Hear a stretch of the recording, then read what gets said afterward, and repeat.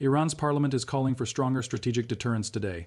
Let that phrase sit with you for a moment before I tell you what the boats they sent to provide that deterrence are doing right now. 6 IRG fast attack boats entered the Strait of Hormuz on May 4, 2026, the first day of Project Freedom. None of them came back. They are at the bottom of the Persian Gulf, providing what will likely become the most ironically accurate form of strategic deterrence available, a permanent obstacle course for submarine navigation in the southern strait. The parliament that is demanding stronger deterrence sent 6 boats to demonstrate the deterrence they already had. Apache attack helicopters and Seahawk helicopters were already airborne when those 6 boats entered the engagement zone. Within minutes of contact, all 6 were gone. And the parliament speaker, the IRG-linked figures, the state media outlets that are now generating press releases about defensive sovereignty measures and asymmetric responses to American adventurism in Iranian waters. All of them were drafting those press releases while the helicopters were still working. That is the gap, not between what Iran says and what America says, between what Iran says and what already happened before Iran finished saying it.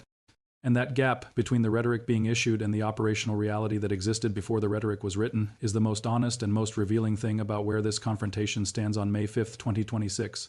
Iran's strongest card has been played. It sent 6 boats. It called them a strategic deterrent. The Apaches called them targets. The scoreboard is 6-2-0, and Iran's parliament wants you to know that the deterrence is getting stronger. The boats disagree. But let's back all the way up, because to understand why the 6-2-0 scoreboard on day 1 of Project Freedom represents more than a tactical result, and why Iran's parliament calling for stronger strategic deterrence after losing all 6 boats tells you something more disturbing than simply revealing the gap between Iranian rhetoric and Iranian capability, you need to understand what doctrine Iran spent decades perfecting, why that doctrine was specifically designed to address a different threat than the one it just encountered, and what happens to a military organization whose primary remaining operational playbook has just been proven operationally obsolete in the same waters it was designed for. Here is where we stand as of May 5, 2026, the morning after Project Freedom's first operational day. 6 Iranian fast attack boats are at the bottom of the Persian Gulf. 0 American naval vessels were struck. 0 commercial vessels were struck in the Project Freedom corridor. 2 US Navy Arleigh Burke-class guided missile destroyers, the USS Truxtun and the USS Mason, completed their Strait of Hormuz transit under air cover and absorbed the full Iranian multi-layer barrage of missiles, drones, and fast attack boat swarms without a scratch on either hull. 2 American-flagged commercial vessels successfully transited the strait under escort.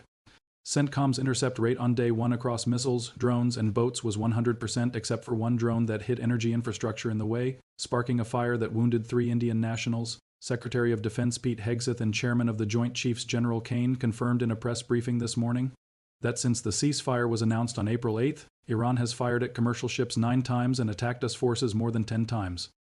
2,000-plus mariners have been trapped aboard over 1,000 ships by Iran's de facto chokehold on the waterway. Project Freedom launched to free those mariners and that shipping, and on day 1, with 6 fast attack boats destroyed and every Iranian weapon system directed at the escort force intercepted, it is working. Trump's assessment of the entire operation was 5 words on Truth Social. It is all they have left.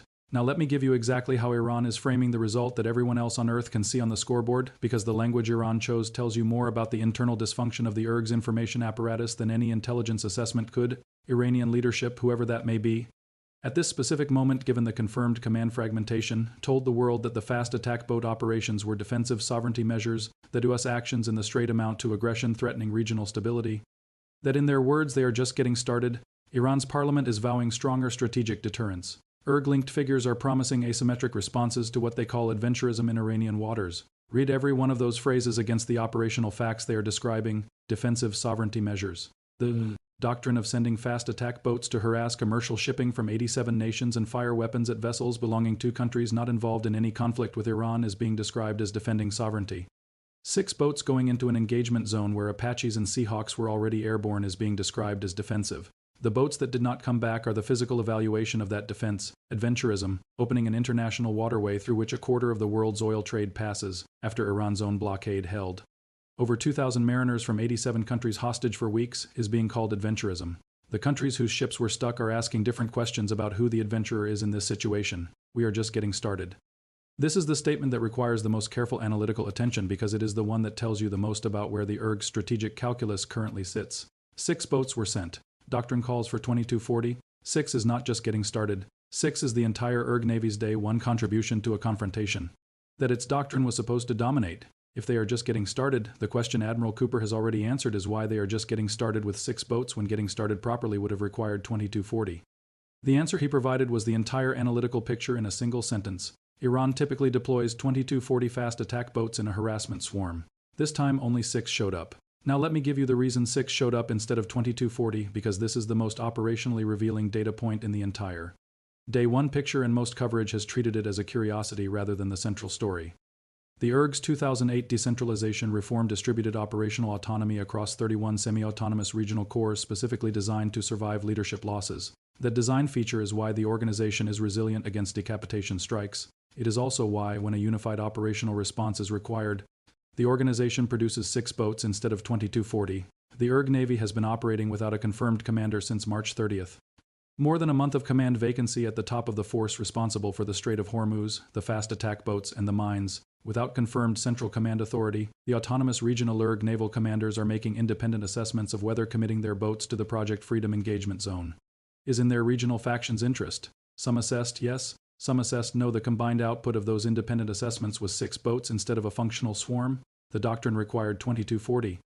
The command fragmentation produced 6. And the 6 that were produced encountered what 40 would have encountered in the same engagement zone. Apache attack helicopters and 60 Seahawks with Hellfire missiles operating from altitude at ranges where the boat's own weapons are not effective.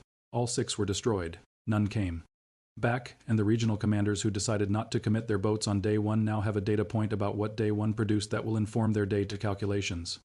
The question is whether their individual survival calculations lead them toward committing on Day 2 or away from it. Now let me take you inside the specific platforms that produce the 100% intercept rate, because the A-64 Apache and M60 Seahawk combination deserves the full technical and tactical attention. That explains why Iran's Mosquito fleet doctrine specifically failed against these systems in ways it might not have failed against the destroyer-based defenses it was designed to address. Let me begin with a foundational truth about the IRG's fast attack boat doctrine. It is not a joke. It is not a weak asymmetric attempt by a poor military to simulate real capability.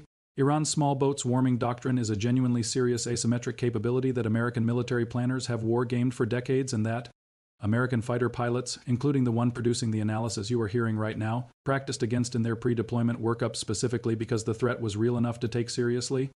The fast attack craft used by Iran's IRG Navy are purpose-built for hit-and-run strikes in confined, shallow, geographically complex waters. Some are capable of 50-plus knots.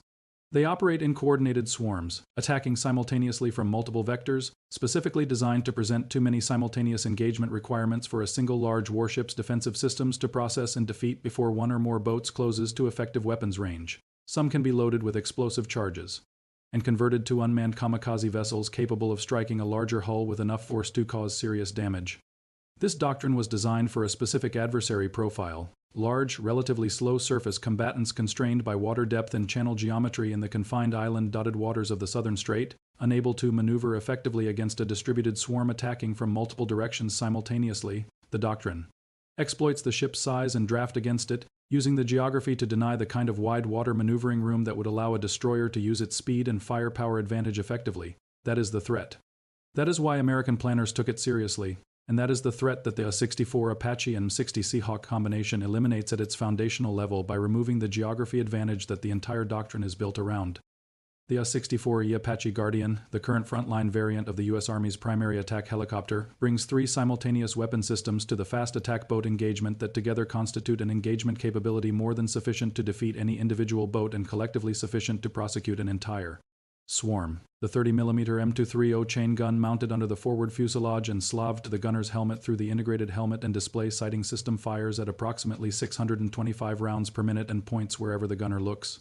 Not wherever the aircraft is pointing. Wherever the gunner's head is pointed at the moment he squeezes the trigger. That targeting responsiveness eliminates the maneuverability advantage that a 50-knot fast attack boat would otherwise have against a weapons system that requires the aircraft to maneuver into a traditional firing solution. The gunner acquires the target visually. The gun slews to that bearing instantly. The engagement begins and ends at the gunner's discretion. A short burst from the M230 into a fiberglass-hulled unarmored fast attack craft is a mission kill.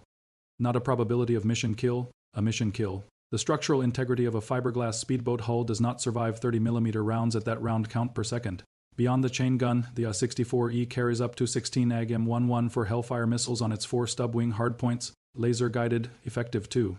Multiple miles range, with a shaped charge warhead designed to penetrate the roof armor of main battle tanks, engaging a fiberglass fast attack boat at any range the Hellfire can reach. The platform also carries up to 76 Hydra 2, 75-inch guided rockets for area suppression and saturation against dispersed small surface targets, 3 separate weapons systems, each one individually capable of defeating any fast attack boat in Iran's remaining inventory, all three simultaneously available to the same crew on the same platform in the same engagement. The Apache arrived at the Hormuz engagement zone with more lethal options than the boats it was engaging had any viable response to.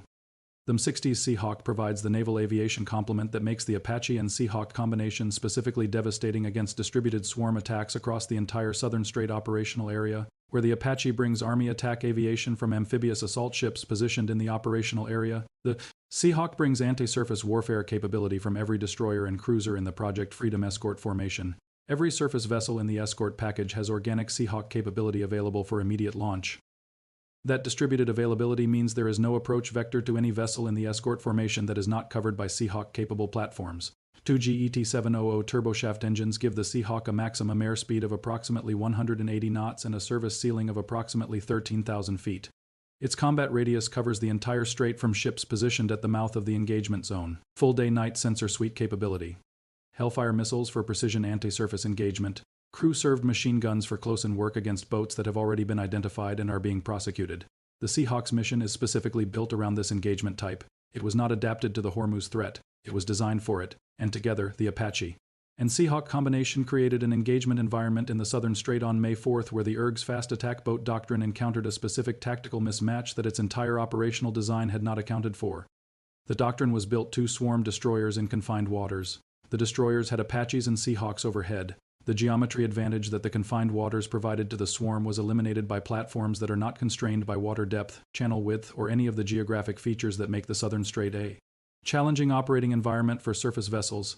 Helicopters operate in 3 dimensions against a target constrained to 2. The geometry the doctrine depended on does not exist when the defending force is operating from the air. All 6 boats discovered this fact within minutes of entering the engagement zone. Now let me give you the 3 numbers that put the complete strategic picture in the clarity it demands, not as supporting data points as the analytical framework that explains what Day 1 of Project Freedom actually means and why it matters beyond the drama of 6 boats and 100% intercept rates. The first number is 20. 20% is the approximate share of global oil trade that transits the Strait of Hormuz every single day, not peak traffic, not optimal conditions every day. 20% of the world's seaborne oil supply through one waterway 34 kilometers wide at its narrowest point. Every day the IRG's harassment campaign holds. That waterway closed or contested is a day that the global energy markets price the disruption into every barrel of oil and every gallon of gasoline at every pump in every country whose economy runs on energy. Which is every economy on Earth? American gas prices are up, European energy costs are elevated, Asian industrial economies are scrambling for alternative supply, Gulf states whose food imports transit the same waterway are managing supply chain disruptions that threaten food security for populations that cannot absorb those disruptions. Indefinitely, 20%, one waterway, Project Freedom exists to restore the transit of that 20% to normalcy.